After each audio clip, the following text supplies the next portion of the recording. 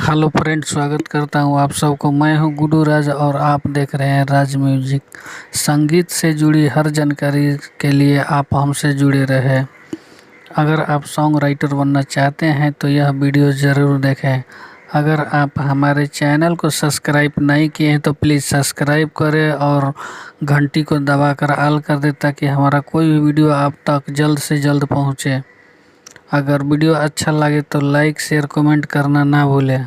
आइए आज हम आपको एक और सॉन्ग बताने जा रहे हैं।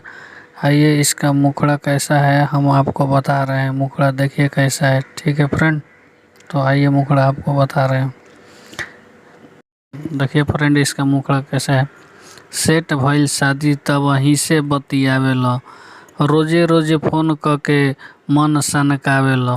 सेट भइल शादी तब वहीं से बतियावेला, रोजे रोजे फोन के मन सनकावेला। होता बारादास ना लेके आई गड़िया राजा जी, मिले आवत तानी पहिर के ललकी सड़िया राजा जी। ठीक है फ्रेंड, एक बार और आपको बता रहे हैं। सेट भइल शादी तब वहीं से बतियावेला, रोजे रोजे फोन के मन सनकावेला।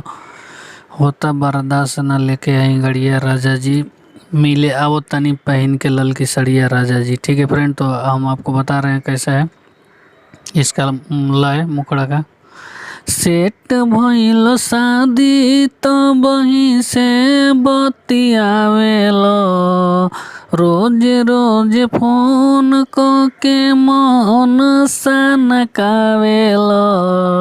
सेट भइल शादी तब वहीं से बतियावेला, रोज रोज फोन के मन सनकावेला। होता बारदास न लेके आई गड़िया राजा जी, मिले आओ तनी पहिर के ललकी सड़िया राजा जी, कि मिले आओ तनी पहिर के ललकी सड़िया राजा जी। सेट भइल शादी तब वहीं से बतियावेला, रोज रोज फोन के मन सनकावेला। होता बारादास न लेके आई गड़िया राजा जी, मिले आओ तनी पहिर के ललकी सड़िया राजा जी। ठीक है फ्रेंड, ये आपका मुखड़ा हो गया। आइए अब हम आपको अंतरा बताने जा रहे हैं। ठीक है, देखिए अंतरा कैसा है।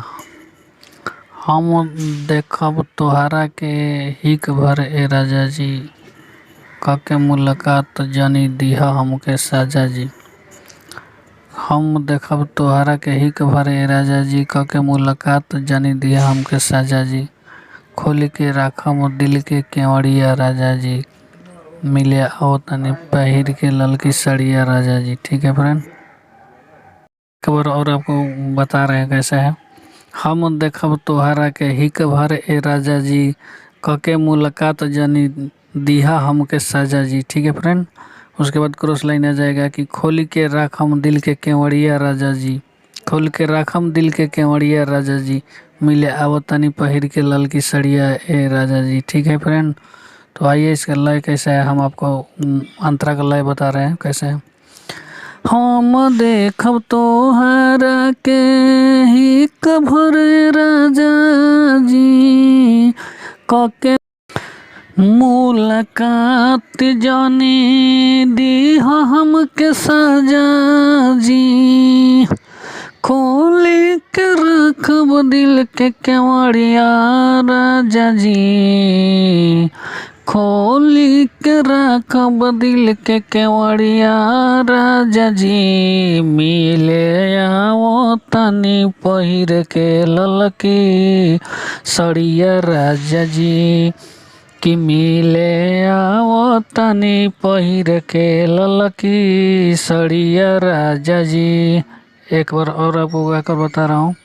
हम देखब तोहरा के हिक भर राजा जी, कके मुलाकात जानी दी हमके सजा जी, खोले के रखब दिल के केवड़िया राजा जी, मिले आओ तनी पहिर के ललकी सड़िया राजा जी।